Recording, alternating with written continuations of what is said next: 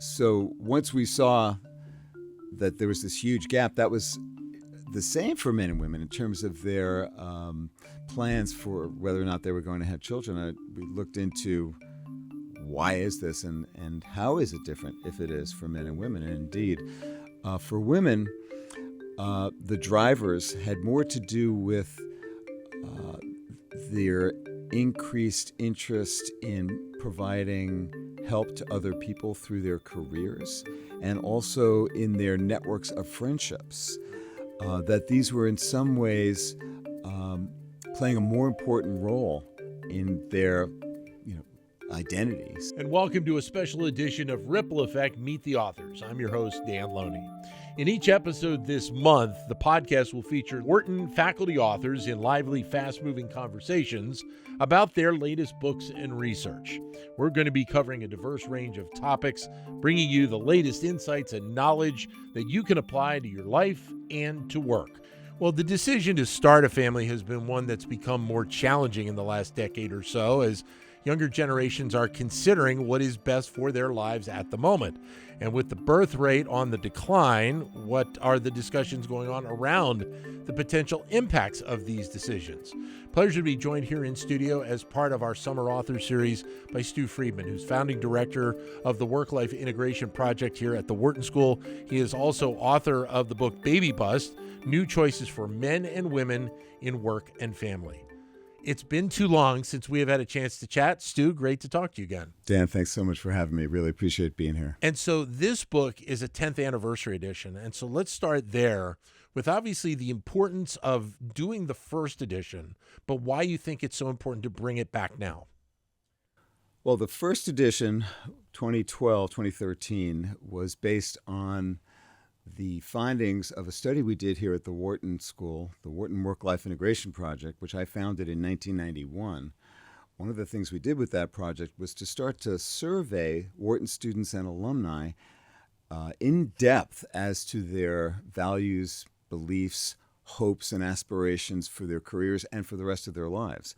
And we had the opportunity in 2012 to compare the responses of people from the class of 1992, the Gen Xers, with the millennials, the class of 2012. So we had a true longitudinal comparison of 22-year-olds both graduating from the same place, as opposed to a lot of the other studies that compare generations that ask 22-year-olds a set of questions and then they ask 42-year-olds a set of questions, when what you're getting there has a lot to do with the difference between being 22 and being 42. Right. Here we had a true cross-generational study, which was unique. And what was so startling about my initial take on what we saw in our data, this is hundreds and hundreds of people from both classes, men and women, was the response to the question, do you plan to have or adopt children? Yes, probably, not sure, probably not, and no were the response alternatives. And in 1992, it was 78, 79% probably or yes for men and women. Right. And in 2012, it was 42%. Significant difference. Well, staggering. And I just thought, no, that can't be right. But it was. Yeah. So that became the central focus of this cross-generational study. Why is this? And so that's what we were exploring in the initial monograph, or a book about the different generations and why men, and the different reasons for why men and women were less likely to plan to have or adopt kids. Right. Well, 10 years later, the Wharton Press thought, well, let's look at this again because this issue's just gotten bigger. Right. With respect to how people think about work and the rest of their lives, and particularly about the care and creation and care of the next generation. So much had happened in the intervening decade, including and especially the pandemic, but also huge economic shifts, changes in attitudes, particularly about religion, and so we produced a new version that had an update with respect to how how things have changed, with a special focus on how the means by which work and life fit together Right. is now radically different, not only because of people working from home more often as a result of the humongous jolt that the pandemic brought, Yeah. but also the digital revolution and the tools we have now to be able to communicate anywhere, anytime, and how that has changed how people experience the relationship between work and family life. Yeah, and obviously part of this also plays into the work that you've done around just thinking about work-life balance and how people try and do this in what has become an ever-increasing level of stuff that we have in our lives, and the challenges of trying to balance that, and not fall off the deep end into the deep end of the pool here. Yeah, it's really tough now, and it's gotten tougher. There are signs of hope that I observe, Right. just thinking about the last decade, but also in the 2012-2013 version. The main one being that young men and women are more alike now than they were when we started this study 30 years ago, Okay. in terms of their thinking about what a modern working parent partnership looks like. Right. They're more similar in their attitudes. They've become closer in how they think about what they would expect of their partners. So that's a good thing, and it creates, within a family or a parenting partnership, the ground for smarter choices, fairer choices. Yeah. But there's still so much that needs to be done to create change, and people are struggling for lots of different reasons that have to do with social policy, organizational practice, Yeah. the capacities that individuals have to be able to figure these very complex puzzles out. Right.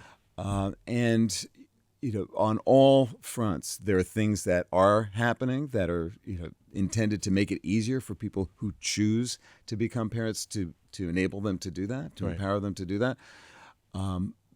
But there's also a lot of resistance on all fronts. So it's an ongoing issue, and one that I think there's just more and more expressed pain about, and so it's become more of a national point of focus for both men and women, and for grandparents too. I am now one. That's another thing that's happened since. Congratulations. Thank you. Since the first publication in 2012, 2013, I've become a grandparent, and so I have a new perspective personally on what these issues mean. And so part of this, I guess, also is, as you said, with the pandemic, obviously how people are dealing with their work, but also how work is dealing with them in being able to maybe work with them a little bit better to understand some of these issues that people are going through, so that they have more flexibility, be able to work from home. And that's a dynamic that, you go back to 1992, we really didn't have a lot of that in the mix. No, but between 92 and 2012, we saw some shifts, as particularly as the digital revolution was upon us, and Right.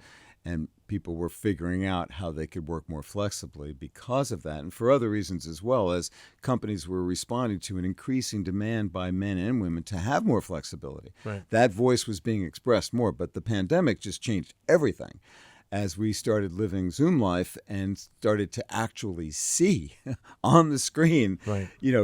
people and animals, behind you as you're speaking, and recognizing that the boundary between your work identity and role and the other parts of your life, particularly in your home life, was something that needed to be much more consciously managed. But it also brought, as you say, Dan, the greater recognition that, wow, there is this person's life and I can see it. So Sure. Perhaps we as a company ought to be taking greater account for that other part of life, and to invest in employees' capability in being able to manage the different dynamics and tensions and boundaries, so that they can be more fully present when they are engaged in work tasks. And Right. that's been happening, and that's a positive trend. What has this meant then from a policy perspective, and how entities beyond the corporate boardroom are thinking about these components of social policy?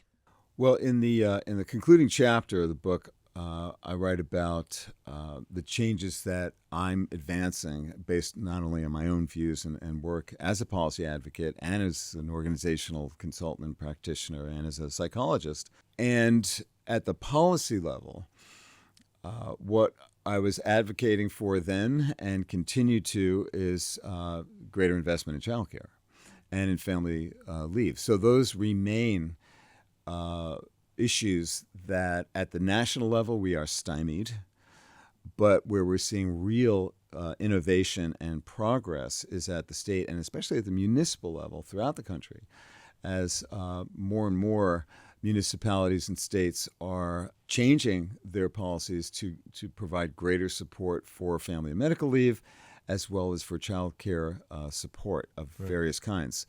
But we as a country remain woefully behind our peers in the international economy. And that is a source of, I think, shame, really, as you think about what makes for a good society. Well, it's one that cares for its most needy, and especially the next generation. And we're just not doing that nearly enough. So for countries that are ahead of where our curve is right now, how have they been able to advance it? And has it become, and I've wondered whether or not this is another one of those areas where there's a component of public-private partnership that may have to come together in order to be able to break down that wall that seemingly has been there for many decades.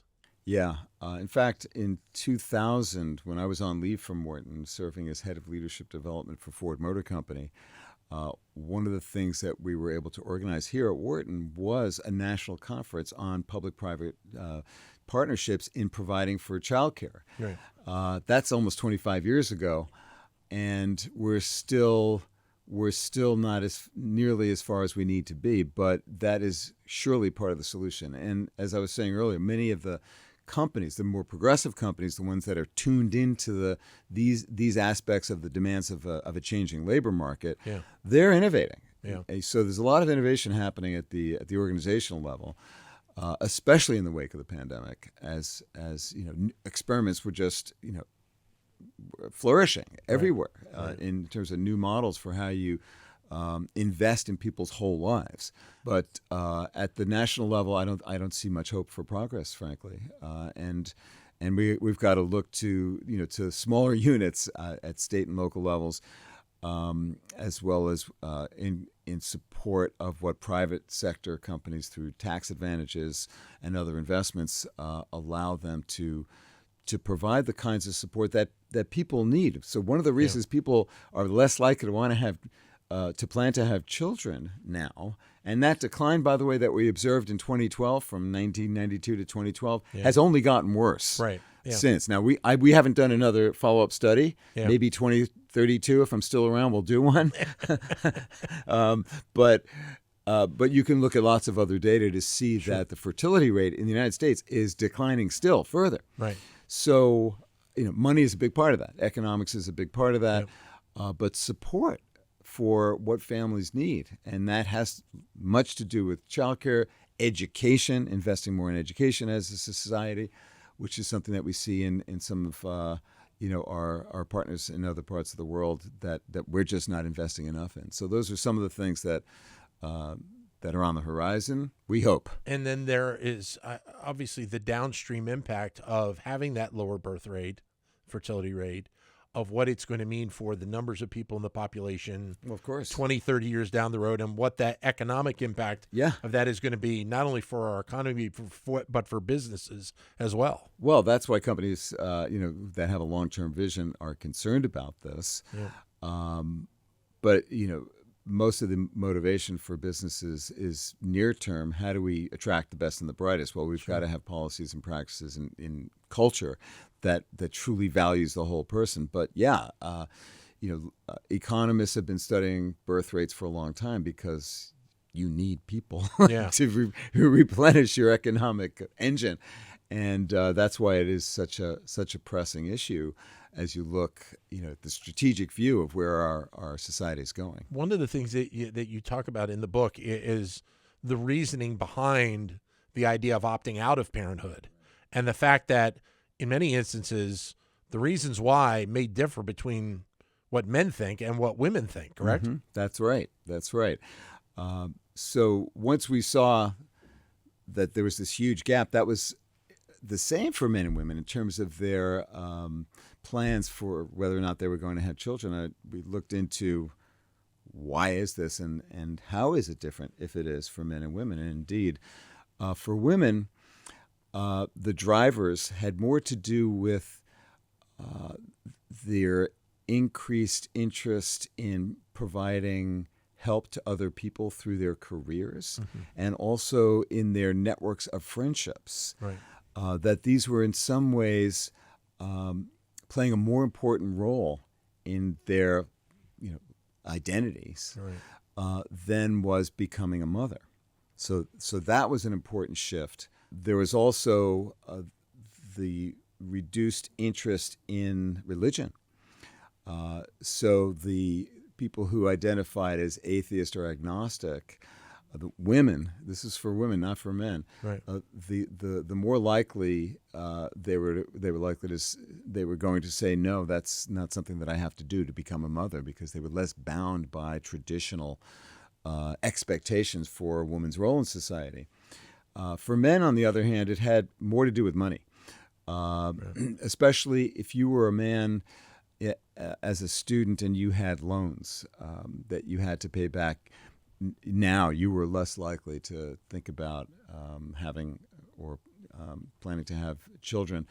But they also anticipated greater conflict between their work and family roles than the prior generation. Sure. Because, as I said earlier, they were more likely to have views of family life that were egalitarian, in the sense that both men and women were going to be playing equal partner roles in making both their careers and their domestic organization work. So they anticipated greater conflict. And when I started to have discussions with students and alumni about these results 10 years ago, one of the things that I heard quite a bit about was young men being afraid to become fathers because they thought that they might fail in the role, and they were concerned about that was another inhibitor that we were hearing in discussions because of their expectation of greater conflict. Right. At the same time, we had people, there was a student in one of my undergraduate classes where I began the class by asking people what their aspirations were for their careers, and one of them, as we're going around, first day of class, said, well, my career aspiration is to be a full-time dad. Huh. And, of course, I nearly fell off my chair when I heard that. This is about 10 years ago. But you definitely would not have heard that in 1992. No. So, that's just a little outcropping of how men are thinking differently. They're not, their father's father in terms of, they don't think of themselves as necessarily the ideal worker who is 100% available anytime, anywhere.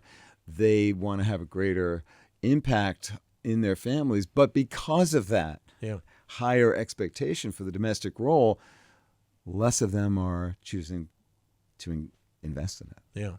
For people that read the book, and obviously knowing what we know now, what is it that you hope that they take away from having a chance to read Baby Bust?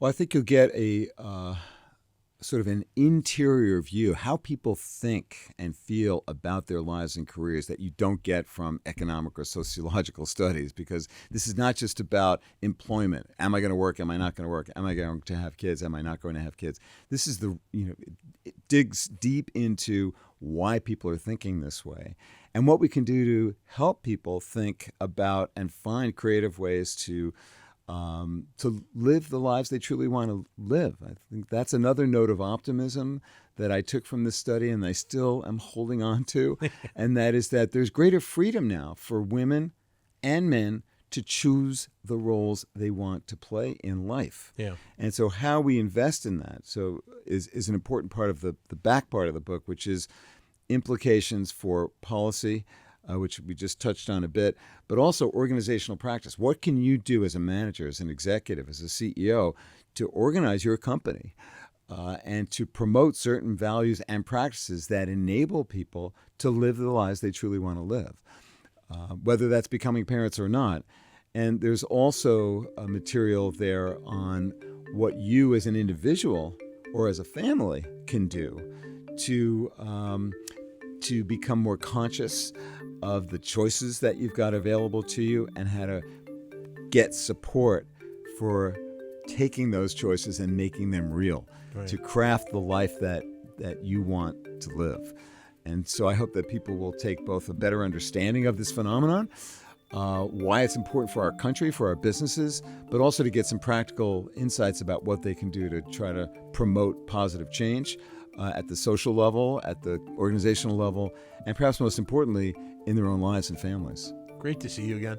Thanks for coming in. Well, thanks for having me, Dan. Absolutely. Stu Friedman. The book is titled Baby Bust, New Choices for Men and Women in Work and Family. Thank you for listening to The Ripple Effect. We hope you found this episode informative and engaging.